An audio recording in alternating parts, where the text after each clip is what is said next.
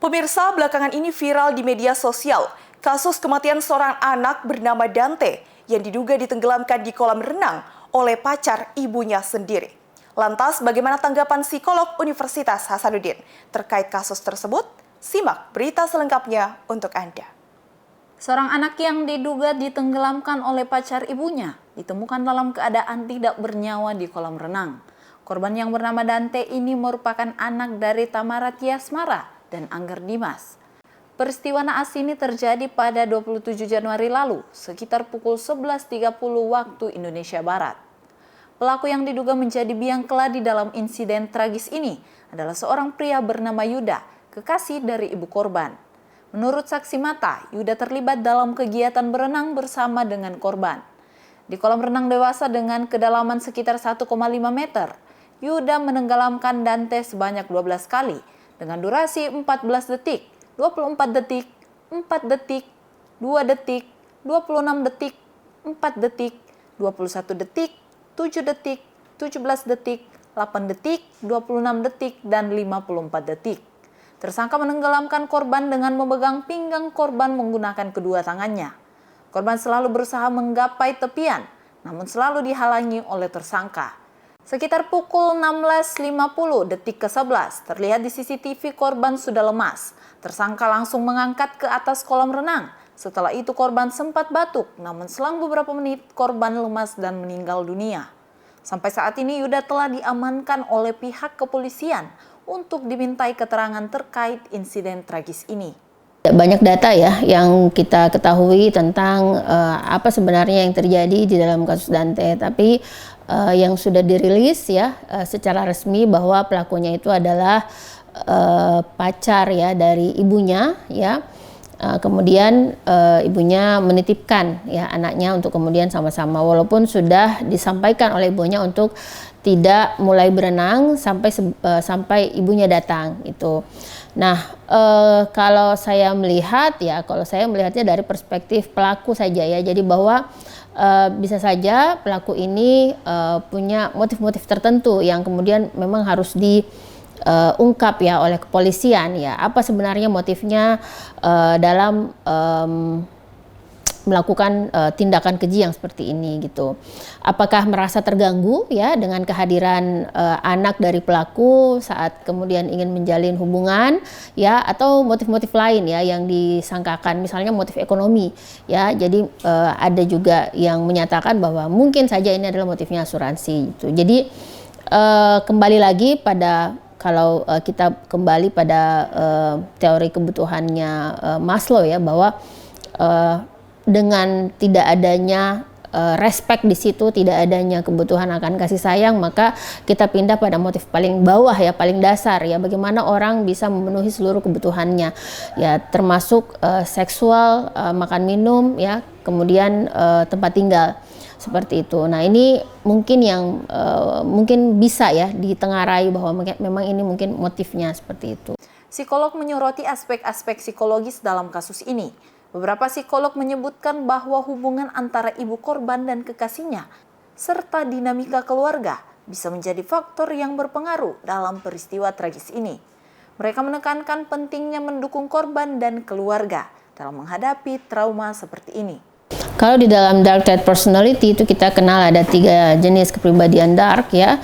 1 narsistik, 2 Machiavellianism, yang ketiga itu adalah psikopat gitu ya. Jadi kalau lihat ya dari kalau memang lihat dari romannya, orang psikopat itu memang secara emosional itu dingin gitu ya. Kita bisa lihat kalau dari pelakunya memang hampir tidak ada ekspresi yang terlalu jelas gitu ya. Jadi kita lihat mukanya itu flat aja gitu. Jadi waktu dia ditangkap gitu ada sedikit kerutan ya di wajahnya, tapi itu tidak kemudian sedih sekali seperti apa, tidak ada. Itu hanya lebih pada kaget gitu ketika dia ditangkap, lalu kemudian waktu di ruangan polisi gitu berusaha menunjukkan bahwa saya dalam keadaan sedih, tapi saya melihatnya lebih ke flat aja gitu. Jadi memang orang yang ditengarai psikopat itu memang secara emosi flat ya, jadi dia tidak terlalu banyak bereaksi secara emosi. 1. Yang kedua,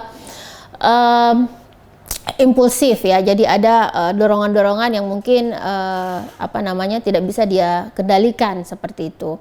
Nah, sama seperti ketika dia menenggelamkan anak ini berkali-kali gitu ya, dan itu dalam jangka waktu yang sangat singkat-singkat ya, misalnya ada yang 2 detik, 4 detik gitu ya. Ini luar biasa menunjukkan bahwa memang ada upaya yang keras ya supaya anak ini kemudian kehilangan nyawa. Kemudian yang terakhir ya semuanya berdasarkan based on kepentingannya dia itu apa, seperti itu. Jadi kalau ada yang bilang bahwa ini sadis ya tentu saja sadis gitu ya, karena lumrahnya, umumnya kita itu punya naluri gitu ya, bagaimana caranya minimal ya untuk menolong orang lain ketika dalam keadaan tenggelam. Kalau memang ini anaknya tenggelam secara natural ya, alami dia tenggelam, tapi dari CCTV kan bisa kita lihat bahwa ternyata si almarhum Dante ini beberapa kali meraih pinggir kolam supaya dia bisa naik ke pinggir gitu, tapi ternyata itu badannya memang ditahan gitu. Jadi dari situ memang ya kalau saya sih melihatnya memang ada kecenderungan ya, walaupun mungkin tidak bisa kita judgement 100%, tapi dari perilakunya ada kecenderungan memang dia ada psikopat sedikit. Tak hanya itu, penting juga untuk mempertimbangkan kondisi psikologis individu terlibat. Apakah ada riwayat masalah emosional atau psikologis yang mungkin mempengaruhi perilaku mereka? Apakah ada riwayat masalah emosional atau psikologis yang mungkin mempengaruhi perilaku mereka? Dan apakah ada konflik internal atau tekanan yang mendorong mereka melakukan tindakan ekstrim ini? Nampak ada ekspresi-ekspresi yang sepertinya agak dipaksakan seperti itu ya. Jadi seperti saat baru keluar kayaknya dimintai keterangan dari kantor polisi, lalu kemudian dia diwawancara oleh diwawancara oleh wartawan gitu ya. Sepertinya dia mengeluarkan suara seakan-akan dia menangis, tapi tidak ada air mata yang sama sekali keluar seperti itu. Dan itu yang kemudian mengundang kecurigaan ya bahwa netizen, bahwa ini kemudian apakah dia sedih atau enggak gitu ya. Ya, tetapi kalau saya melihatnya ya saya lebih fokusnya bisa saja itu juga reaksi emosi yang traumatik gitu ya. Kita tidak bisa juga menyatakan bahwa itu memang fokus dia bahagia gitu dengan itu. Kalau saya sih melihatnya dia tampil rapi karena memang sehari-hari dia seperti itu gitu. Jadi dia memang rapi setiap harinya gitu.